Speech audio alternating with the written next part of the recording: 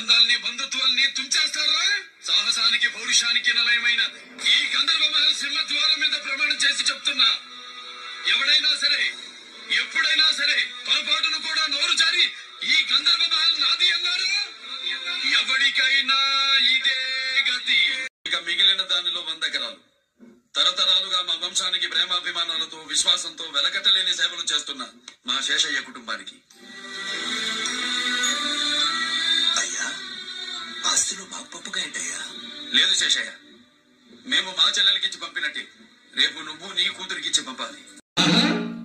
మీ నాన్న కన్నవాడివా, డబ్బుతో కొన్నవాడివా? కొనడానికి అమ్ముడుకోవడానికి నేను నీలాగా కిరాయివాడిని కానురా. నీ ప్రాణాలు తీసుకెళ్ళడానికి వచ్చా.